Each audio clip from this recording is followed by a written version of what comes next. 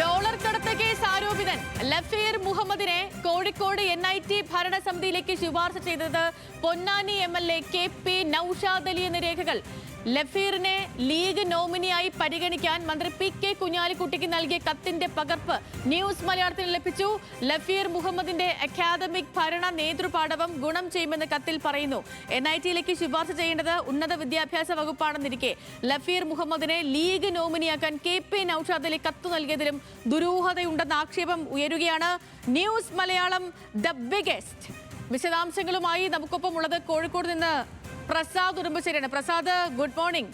ഈ ഡോളർ കടത്തു കേസിലെ ആരോപണ വിധേയൻ NIT ഭരണസമിതിയിൽ വന്നതിൽ ലീഗിനുള്ളിൽ തന്നെ വിവാദങ്ങൾ തുടരവെയാണ് പുതിയ തെളിവുകൾ കൂടി പുറത്തുവരുന്നത്.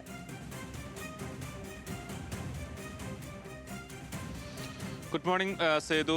ലഫീർ മുഹമ്മദിനെ കോഴിക്കോട് NITയുടെ ഭരണസമിതി അംഗമാക്കി മാറ്റിയതിൽ വലിയ തോതിലുള്ള പ്രതിഷേധവും വിമർശനവും ഒക്കെ മുസ്ലിം ലീഗിനകത്തും കോൺഗ്രസിനകത്തും വല്ലാതെ പുകയുകയാണ്. ആരാണ് ഇദ്ദേഹത്തെ NITയിലേക്ക് ശുപാർശ ചെയ്തത് എന്നുള്ളതായിരുന്നു തർക്കമായി ഉയർന്നത്. ഇപ്പോൾ അത് സംബന്ധിച്ചുള്ള തെളിവുകളാണ് നമ്മൾ പുറത്തുവിടുന്നത്.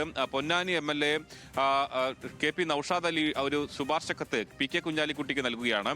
ആ ശുപാർശ കത്തിൽ പറയുന്നത് കഴിഞ്ഞ 25 വർഷമായി ഉന്നത വിദ്യാഭ്യാസ രംഗത്ത് പ്രവർത്തിക്കുകയും മിഡിൽ ഈസ്റ്റിലും യൂറോപ്പിലുമൊക്കെ നിരവധി സ്ഥാപനങ്ങൾ നടത്തുകയും ചെയ്തിട്ടുള്ള ലഫീർ മുഹമ്മദിനെ ഈ NITയുടെ ഭരണസമിതി അംഗത്തിലേക്ക് പരിഗണിക്കുന്നത് നന്നായിരിക്കും, അദ്ദേഹത്തിന്റെ മികച്ച രീതിയിൽ പ്രവർത്തിക്കാൻ കഴിയും എന്നൊക്കെ പറഞ്ഞുകൊണ്ട് KP നൌഷാദ് അലി ഒരു ശുപാർശ കത്ത് നൽകുന്നു. ഈ കത്ത് നൽകിയിട്ടുള്ളത് ജൂലൈ 21-നാണ്.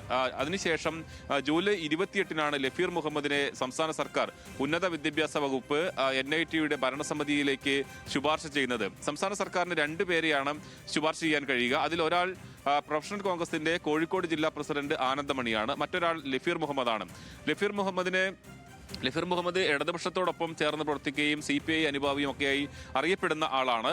മുൻ speaker PC Ramakrishnan, KT Jaleel എന്നിവരൊക്കെ വലിയ തോതിൽ അടുപ്പം പുലർത്തുന്നു. അതുകൊണ്ട് തന്നെ ഇത് ലീഗിന്റെ നോമിനിയായി എങ്ങനെയാണ് വന്നത് എന്നുള്ളതായിരുന്നു ഉയർന്ന വിമർശനം. പാർട്ടിക്കുള്ളിൽ തന്നെ വലിയ ചർച്ചയായി നിൽക്കുന്നു. അത് മാത്രമല്ല, ലഫീർ മുഹമ്മദ് ഡോളർ കടത്ത് കേസിൽ 2021-ൽ ഡോളർ കടത്ത് കേസിൽ ED ചോദ്യം ചെയ്തതാണ്. ഇന്ത്യയിൽ നിന്നും വിദേശത്തേക്ക് കടത്തിയിട്ടുള്ള ഡോളർ ഏറ്റുവാങ്ങിയ ആള് ലഫീർ മുഹമ്മദാണ്. അതോടൊപ്പം തന്നെ സ്വപ്ന സുരേഷിന് ഈ ലഫീർ മുഹമ്മദിന്റെ സ്ഥാപനത്തിൽ ജോലി നൽകാനുള്ള ശ്രമങ്ങൾ ഉണ്ടായിരുന്നു. അങ്ങനെ നിരവധി ആരോപണങ്ങൾ കേട്ടു നിൽക്കുന്ന ഒരാളാണ്. അപ്പോൾ UDFുമായി അന്ന് UDFുകാർ വലിയ വിമർശനം ഉന്നയിച്ചതാണ്. ഇപ്പോൾ എങ്ങനെയാണ് അതേ ലഫീർ മുഹമ്മദിനെ കോഴിക്കോട് NITയുടെ ഭരണസമിതിയിലേക്ക് ശുപാർശ ചെയ്തത്? നമ്മൾ മനസ്സിലാക്കുന്നത് ഇത് മുസ്ലിം ലീഗിന്റെ നോമിനിയായി എങ്ങനെ, അപ്പോൾ KP നൌഷാദ് അലി ഇത് ഉന്നത വിദ്യാഭ്യാസ വകുപ്പാണ് ശുപാർശ ചെയ്യേണ്ടത്, അങ്ങനെയാണെങ്കിൽ റോജി M ജോണിനായിരുന്നു ആ കത്ത് നൽകേണ്ടിയിരുന്നത്. പിന്നെ എന്തിന് PK കുഞ്ഞാലിക്കുട്ടിക്ക് നൽകി എന്നുള്ളത് അന്വേഷിക്കുമ്പോഴാണ് ലീഗ് നോമിനിയായിട്ടാണ് 2 പേരാണ്, ഒരാൾ കോൺഗ്രസിന്റെ അംഗവുമായും മറ്റൊരാൾ ലീഗിന്റെ അംഗവുമായിട്ടാണ് വരേണ്ടത്. അപ്പോൾ ലീഗ് നോമിനിയായി ലഫീർ മുഹമ്മദിനെ കൊണ്ടുവരാനുള്ള നീക്കമാണ് നടന്നിട്ടുള്ളത്. അതിനുവേണ്ടിയാണ് KP നൌഷാദ് അലി ഈ കത്ത് നൽകിയിട്ടുള്ളത് എന്നതാണ്. ലീഗിലെ തന്നെ മറ്റൊരു ഉന്നത നേതാവിന്റെ ആവശ്യപ്രകാരമാണ് ഇത്തരമൊരു കത്ത് ലഫീർ മുഹമ്മദിനെ സർക്കാരിലേക്ക് പരിചയപ്പെടുത്തുക. അങ്ങനെയാണ് PK കുഞ്ഞാലിക്കുട്ടിക്ക് പരിചയപ്പെടുത്തിക്കൊണ്ട് സ്ഥലം MLA ആയിട്ടുള്ള KP നൌഷാദ് അലി ആ കത്ത് നൽകിയിട്ടുള്ളത്. ഇതുമായി ബന്ധപ്പെട്ടുകൊണ്ട് നമ്മൾ ഇന്നലെ KP നൌഷാദ് അലിയുമായി സംസാരിച്ചിരുന്നു. കാരണം ഈ കത്ത് അദ്ദേഹത്തിൻ്റെതാണോ എന്ന് ഉറപ്പുവരുത്തേണ്ടതിന്റെ ഭാഗമായി അദ്ദേഹം പറയുന്നത്, ഞാൻ അങ്ങനെ പല ആളുകൾക്കും കത്ത് നൽകാറുണ്ട്, പല ആവശ്യങ്ങൾക്കും കത്ത് നൽകാറുണ്ട്, അങ്ങനെ നൽകിയ കത്താണ് എന്നുള്ള ഒരു മറുപടിയാണ് അദ്ദേഹം നൽകിയിട്ടുള്ളത്. സാധാരണ നമ്മൾ MLA പോകുമ്പോൾ വിവിധ ആവശ്യങ്ങളുടെ ഭാഗമായിട്ട് കൊടുക്കുന്ന ഒരു കത്തല്ല, സംസ്ഥാന സർക്കാരിന്റെ ഭാഗമായി കോഴിക്കോട് NIT പോലെ വളരെ പ്രധാനപ്പെട്ട ഒരു സ്ഥാപനത്തിലേക്ക് നൽകുന്ന അവരുടെ ഭരണസമിതി അംഗമായി ശുപാർശ ചെയ്യുന്ന ഒരു കത്താണ്. അപ്പോൾ സർക്കാരിന് എന്താണ് താല്പര്യം, നൌഷാദ് അലിക്ക് എന്താണ് താല്പര്യം, PK കുഞ്ഞാലിക്ക് എന്താണ് താല്പര്യം എന്നുള്ളതാണ് ഉയരുന്ന വിമർശനം.